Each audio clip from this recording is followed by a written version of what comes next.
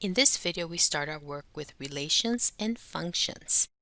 Let's suppose we have a student named Joe Student. And paired to his name, Joe has a lot of data. He's got Joe's birthday, he's got his social security number, he's got his cell phone number, he's got student ID, he's got email address.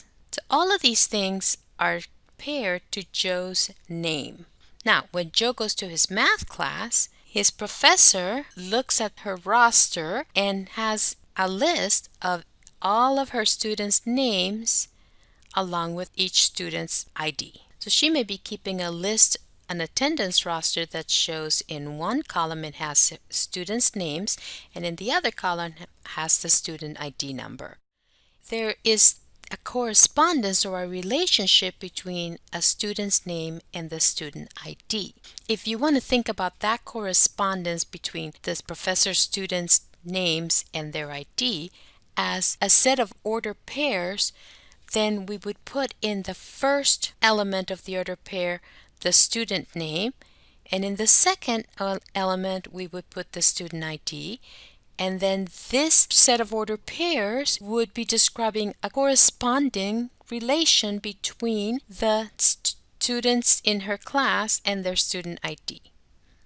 So notice how we have one variable, which is the student name, being paired with the student ID, which is a second variable. And that kind of a relationship we call a relation. A relation is any set of order pairs. Any set of order pairs.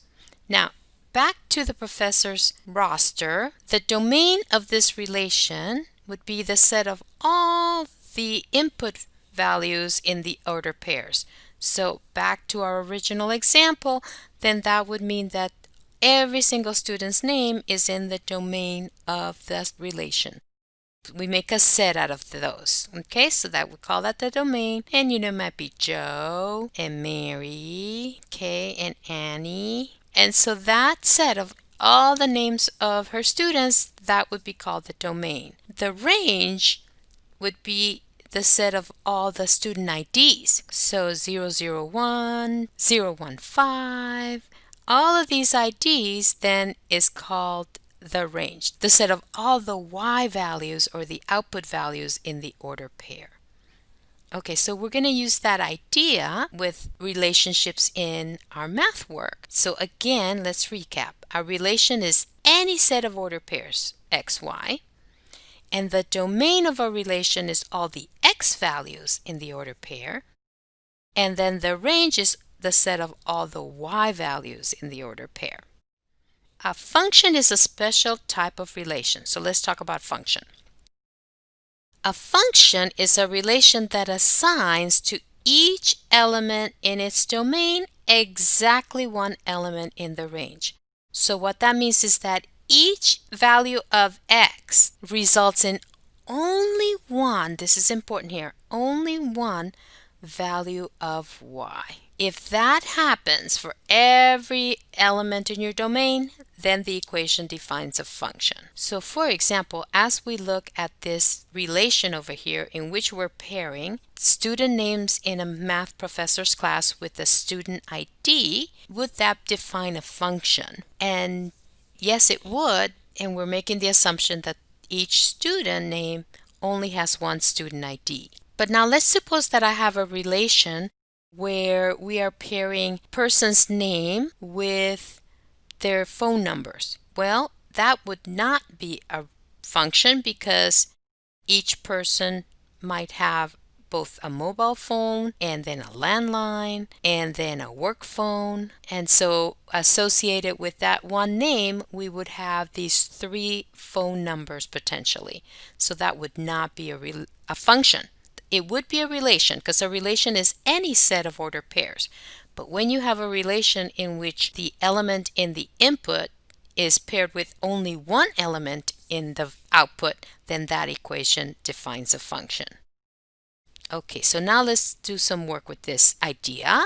For each, determine whether the relation is a function, that's part A. B, find the domain of the relation, and C, find the range of the relation. So now our first example is given as a set of ordered pairs, literally.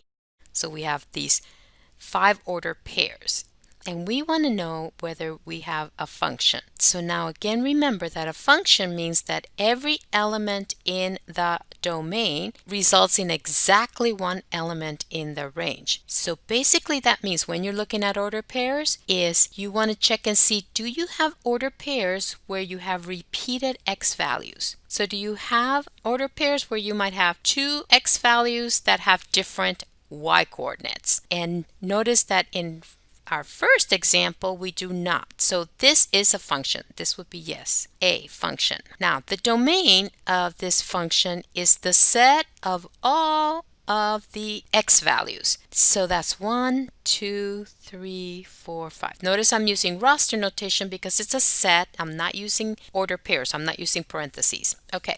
And then C, the range, is the set of all possible outputs, so all the y values.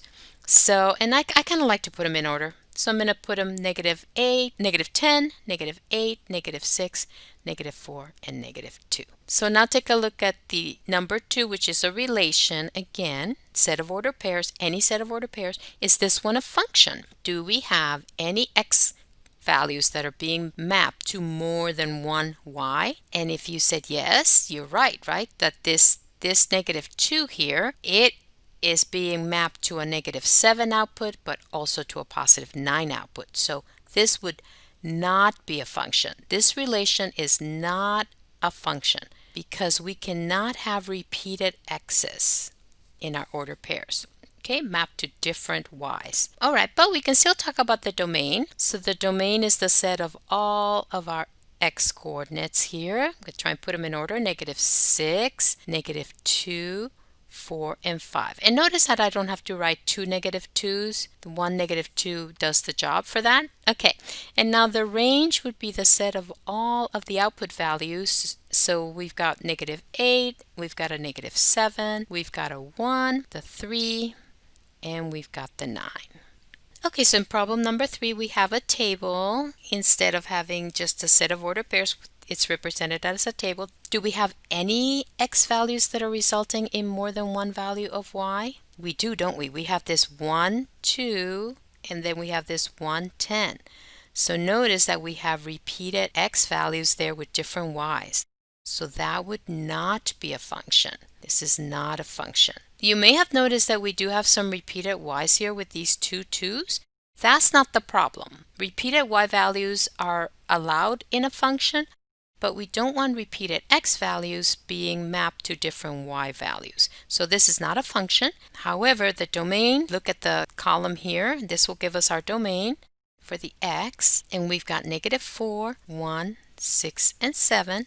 And then we're going to look at the y value for the range, and we have 0, 2, and 8, and 10. And again, you don't have to write the repeated values more than one time. Look at table 4. Do we have a function here? We do, don't we? Because there are no repeated x values. So this is a function, and it is okay for those 2 1's to repeat in the y coordinates. That's okay. It's that we don't want repeated x's. All right, the domain is, again, we're going to look at x for domain, and that's -1, 3, 4, 8, and 16. And then our range is 0, 1, 9, and 15. Example number 5, now we have a graph of the order pairs. Is this a function? Are you seeing any x values along the x-axis? Are we seeing any order pairs that share the same x value but with different y's? We're not, are we? This looks beautiful. This looks like a function. So A is a function. Okay, and so then B, what's the domain? So we're going to go -2. That comes from this order pair right here. Okay, the x value, right? And then the x value for the next order pair is -1. And then the x value for the next order pair is 0. And then this x value looks to be about a half. And then this x value is a 1. And then finally this x value, which is a 2. So there's our domain. And then our range, now we're going to go back to the same points, but now we have to give the y value. So our range is -6 for this order pair, negative 3 for that order pair. 0. This one looks to be about 1.5, doesn't it? 1 1/2, 3, and 6. Couldn't squeeze that in. Okay, so there's our range. Problem number 6. Is this a function? What do you think? Uh-oh. Did you notice these two order pairs right here? See those two order pairs? They share the same x with different y values. This is the order pair negative 3, 4. And then this order pair is negative 3, negative 4. So you definitely have that x coordinate of negative 3 being mapped to two different y values. So this is not a function. So when you're looking at sets of order pairs on a graph, if you've got two order pairs that are kind of one on top of each other like this, right? Like these two are, one above the other, that's not going to be a function. And you're going to be looking at a video next in which we talk about a test called the vertical line test that's going to use that fact. Take a look at that video. Okay, but now first, before we do that, what is the domain? The domain of this relation, we're going to list all those x values: negative 3, negative 2, negative 1, 1, and 4. Did you notice how I just panned left to right and I picked out all of my x values? Okay, so I went left to right, that put them in order, and I wrote down all the x coordinates. And now I'm going to go bottom to top, looking at the same order pairs, and that's going to give me my y values in order. So I have a negative 4, then I have a negative 2, then I have a 0. Are you following with me? Do you see what I'm doing? So the negative 4 came from this order pair. The negative 2 came from this one. The 0, see how I'm going bottom to top? And then here I get a 3. And then I've got this order pair here that has the 4 as the y value. And then finally my highest point here that has a y value of 5. So there's my range.